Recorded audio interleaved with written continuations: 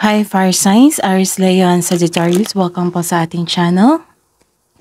At ito ay inyong weekly gabay tarot reading for January 21 to 27, 2024. Please be reminded that this is general reading po, so maaari kayong makarelate o hindi. Just take what resonates. Gamitin ang reading na ito bilang gabay lamang. Balik po kayo dito bukas para sa ating daily gabay tarot reading. Please like, subscribe, and click bell button for notification para updated po kayo sa daily tarot reading natin. Para po sa gusto magpa-reading, maaari nyo pong makuha ang link na sa description box po ito.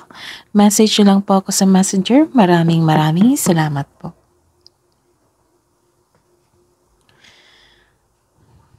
Okay.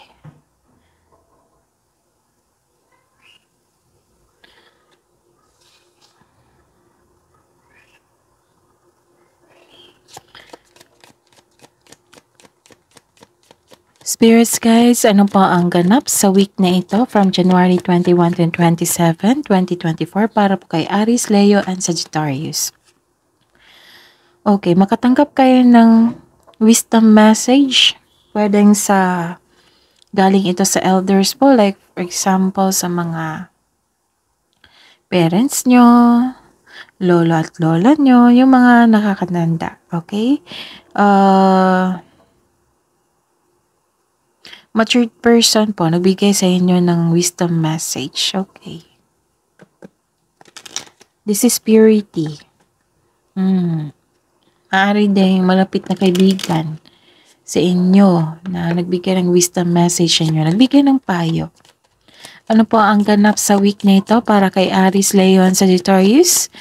Ngayong January 21 to 27, weekly gabay nila po. Okay.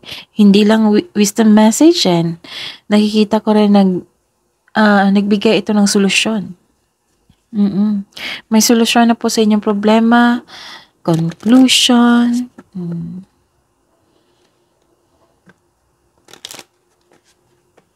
This is answer to your question. Nagkaroon na ng sagot sa inyong problema. Ano pang ganap sa week na ito from January 21 to 27, 2024 para kay Aries, Leo, and Sagittarius? May travel po ako nakikita dito. This is travel, new journey, long distance, movement, transition, transformation. New journey ito travel. Ano po ang ganap? Ano po ang mensahe niyo po para kay Aries, Leo, and Sagittarius for this week? January 21 to 27, 2024. Para kay Aries, Leo, and Sagittarius, letting go, learn to let go. Sabi po daw dito.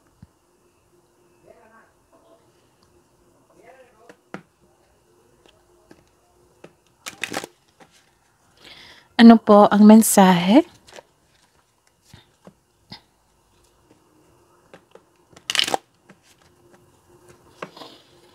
Ano po ang mensahe para kay Aries, Leo, and Sagittarius ngayong week na ito from January 21 to 27, 2024?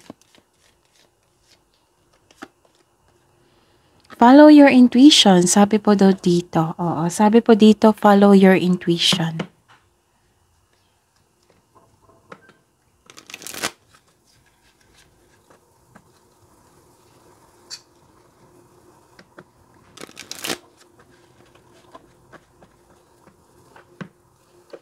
Ano po ang energy ni Aries, Leo, and Sagittarius for this week from January 21 to 27, 2024?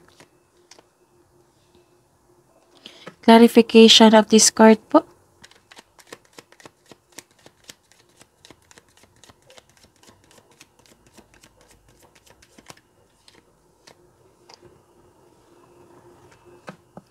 Career and money.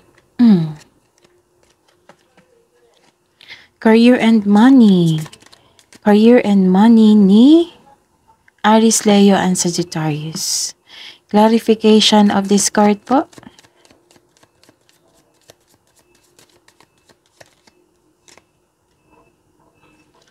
Love and romance, self-love, partnership and romance, the Aries, Leo, and Sagittarius.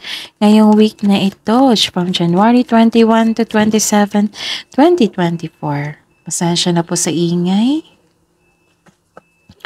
Clarification of this card po.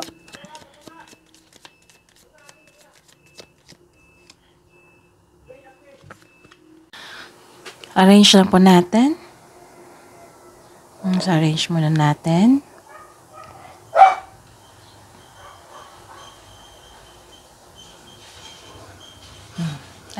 I think okay na. Aries, Leo, and Sagittarius, please visit our channel po. Andun po yung 2024 Gabay Tarot reading niya po.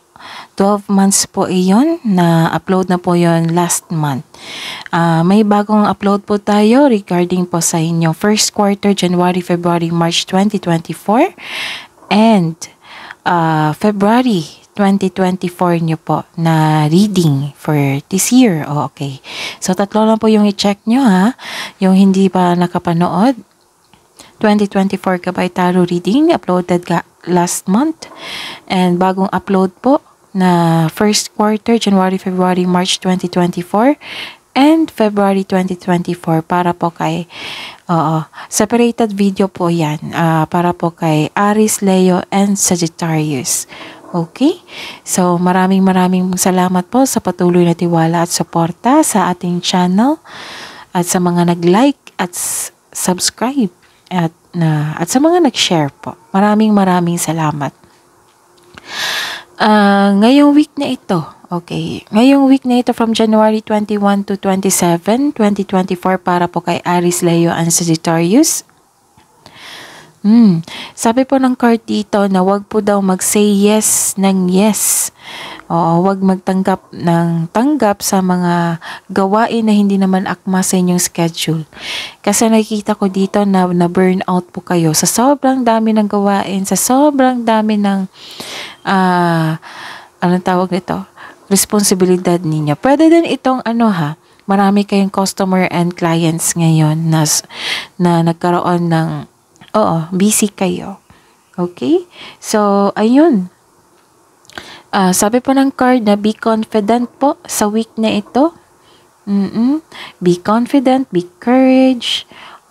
Kasi busy kayo sa inyong career dito career and money. Busy po kayo. So, kailangan talaga na maging confident kayo and be courage din po.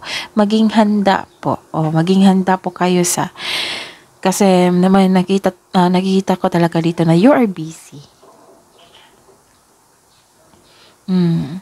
Tapos, sabi po ng card dito na it's time to step out from your comfort zone about your growth po ito para magkaroon po ng growth, okay? So, pag-isipan nyo po ng mabuti, baka kailangan mag-step out from your comfort zone. So, pag-isipan nyo po ng mabuti. And, may problema po kayo? May problema po kayo regarding sa career and money? Okay. Pero may alok na tulong dito. Pero ayaw niyong tanggapin. Bakit kaya? So, you're feeling burnout sa trabaho mo ngayon. So, ang sabi po ng card dito na this card tells you taking a break won't hurt your career. Allow yourself na mag-rest para ma-re-energize ka sa pagbalik mo. At ganado ka na magtrabaho sa pagbalik mo. Don't push yourself so hard. So, ayun. Tingnan pa natin yung mensahe.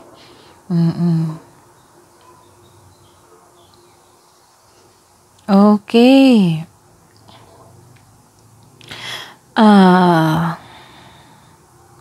May nakita ko ditong na-follow yung tradition po. May nakita ko na-follow yung tradition. Like, for example, sabi po ng card dito na wag mo daw siya masyadong mabait. Aries, Leo, ang Sagittarius. Kasi, may nakita ako dito na sa sobrang bait nyo po, baka matake advantage mo kayo sa ibang tao.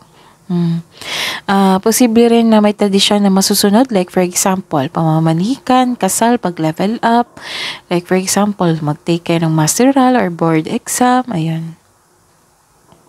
So this card tells you na understand your beliefs, value, and boundaries. Nakikita ko dito yung teacher and student. May teacher and student dito. Yung mga teacher, you're earning money as a teacher, like example, tutorial, literal na teacher talaga sa public and private, tapos teacher sa abroad. You're earning money. So, some of you sa mga student dito or sa mga teacher, okay, some of you mag-take ng pag-level up dito masteral or board exam. Nagkaroon ng traditional path po, traditional career path, pagsunod sa ladder of success. Ayun, nakuha ko rin. Pagsunod sa ladder of success po, nakikita ko dito. At, ayun, okay, may isang ayon sa inyong desisyon, nakikita ko dito. This is also wisdom May learnings ako nakikita dito. Sana pa? Ano pa ang mensahe? Sa career and money, Aries, Leo, and Sagittarius for this week. Nag-iisip talaga kayo, diba? Sabi ko dito na take time na mag-isip kayo. Baka kailangan na mag-step out sa inyong comfort zone kasi may signal dito. Okay? So, ayun. Nag-take time talaga kayo. Nagmuni-muni kayo ngayon Nag-iisip ng mga plano, pangarap sa buhay. Nag-iisip ka ng mga desires mo sa buhay. Maraming ideas na dumating. This is blessings. So, inspired kayo ngayon, nagpaplano ka ng dagdag investment, nagpaplano ka sa pag-level up mo, para magkaroon ng financial growth and, a personal growth din. Mas lumaki ang pangarap mo, kaya nagpaplano ka ng karagdagang investment din. Para sa mga may trabaho dito, nagpaplano ka mag-level up talaga. Pinag-igihan mo yung trabaho mo para ma-promote. So, marami kayong ideas Baka kailangan na magbuo kayo ng plano niyan para mabigyan nyo na ng action sa susunod. Okay? At least may plano na kayo, may ideas kayo, tapos pagpaplano, tapos bigyan ng action. Kasi may go signal dito. Okay. Nagkaroon ng healing dito. Di ba may problema kayo, maaaring sa trabaho or sa career, sa money? Nagkaroon po ng healing dito. Parang hinahayaan nyo na ang sitwasyon na matapos. So, sabi po ng card na remind yourself na let go and move forward. Ang pagkapit sa nakaraan ay pumipigil sa paglitaw ng isang bagong simula. So, yan yung pagkaroon ng stagnation. Yan yung pumipigil Yan yung hindi kayo makaka-attract ng blessings niya. So, let go and move forward. Ito yun Letting go. Learn to let go. Follow your intuition. So, this card tells you na subukang huwag ipagpaliban ang kasaganaan na naghihintay sa inyo. So, huwag niyong i-postpone. Kailangan niyong bigyan ng pansin ang dumating na kasaganaan. So, nakikita ko dito talaga yung abundance po. Okay? So, you're healing now, which is good. Which is good kasi may nakita kong problema dito na problema kayo. And now, nag-move on na kayo. You're healing now. Healing is taking time. Takes time. Healing is, take your time lang po na ma-heal kayo. I-process kasi yan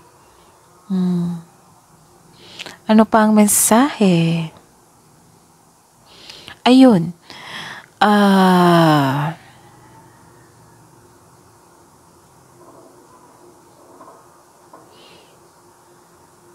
Sabi po ng card dito, wag po daw kayo sa buhay pag-ibig, sa self-love, partnership, and romance. Sabi po ng card dito na wag po daw paniwalaan agad yung mga bagay na dumating sa inyo na hindi nyo alam kung totoo ba or hindi. So, fact check nyo muna. So, may nakikita ko dito ma-pride na tao. So, kung kayo po ito, nakalaban yung sarili, kailangan yung iwasan yan or i-release yan kasi alam nyo naman yan. Pag mas lalong lumaki yan, mas lalong lalaki yung negative emotions flow nyo. Hindi kayo makaka-attract ng blessings. So, kailangan yung i-release yan. May problema kayo dito o sa partner nyo, nakikita ko. Tapos, makinig po daw sa payo. May payo dito, di ba? May payo po dito. Makinig po daw kayo. 3 card na po nagsabi. Makinig po daw kayo sa payo, lalo na sa malapit sa inyo or sa elders. Okay? You're finding a solution now. Ay, kasi kaya pala may problema ka sa taong masakit ang mga sinasabi niya sa inyo. May ganap na away. Pero hanggat maaga, sabi po ng card na hanggat maaga, iwasan niyo po daw. Kung kailangan ipagtanggol yung sarili, so kailangan yung mag-usap ng mabuti, ng mahinahon po. Okay?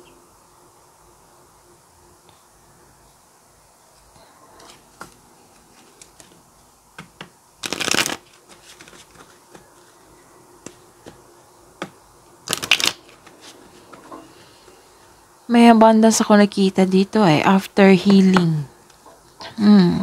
Kailangan mo lang i-let go lang talaga yan. Spirits guys, hidden truth po. Anong iniisip mo? Anong iniisip ng mga Aries, Leo, Sagittarius for this week, January 21 to 27, 2024. Sa mga single po, I lost myself for a little while. Kaya pinagbakasyon kayo dito.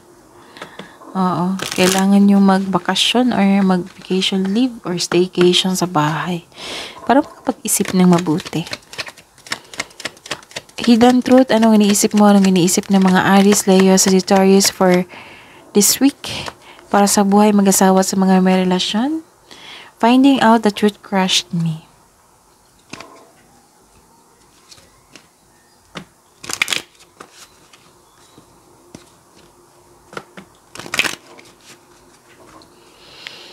Love message pa para kay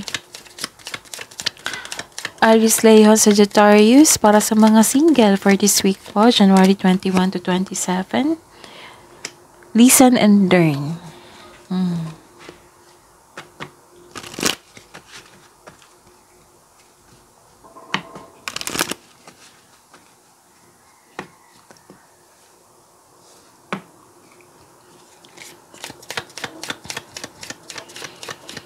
Love message po para sa mga single.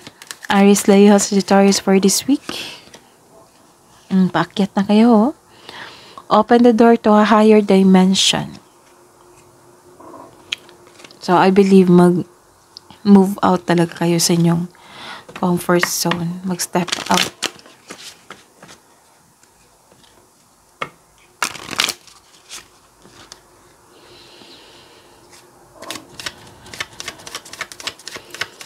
Love message po para sa buhay mag-asawa sa mga may relasyon na Aries, Leo, Sagittarius for this week. The union of hearts, a love connection defies explanation.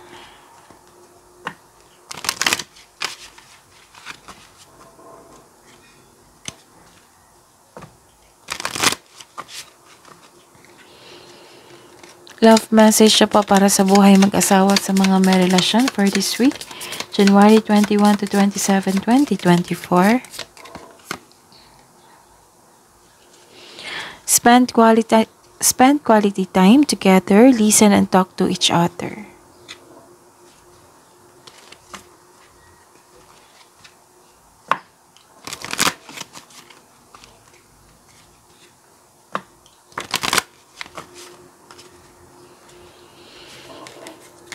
Wisdom message pa para kay Aries, Leo, and Sagittarius for this week, January 21 to 27. Spirits, guys, angels, archangels, guardian angels. Daydream.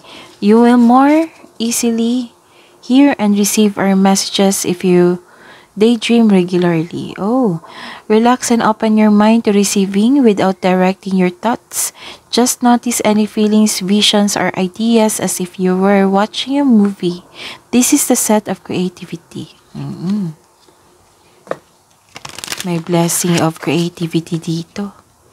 May marireceive kayong message from your intuition, from the universe, sa daydream nyo, pag-iisip. Okay.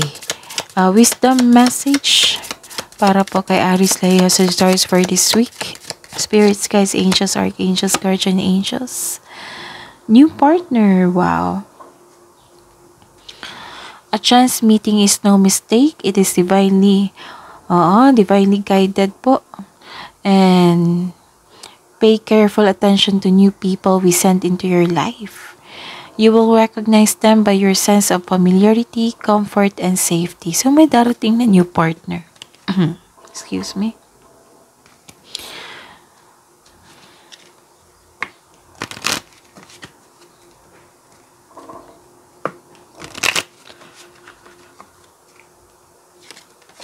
Spirits, guys, kabuang advice nyo po para kay Aries, Leo, Sagittarius for this week, January 21 to 27, 2024. Communication is the key, diba? Sabi dito na may concern kayo sa inyong partner na pwedeng kayo or siya na masakit magsalita. So, kailangan talaga ng communication dito. Magkaroon kayo ng pag-uusap ng mahinahon.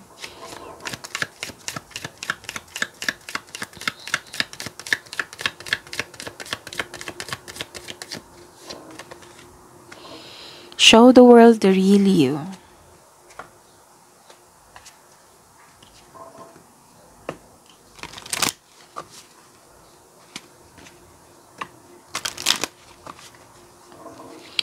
Spirits, guys, angels, archangels, guardian angels, mensahe niyo po para kay Aries, Leo, and Sagittarius for this week, January 21 to 27, 2024.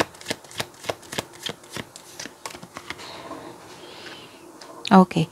Message from Archangel Metatron. Call upon me to clear and open your chakras using sacred geometric shapes.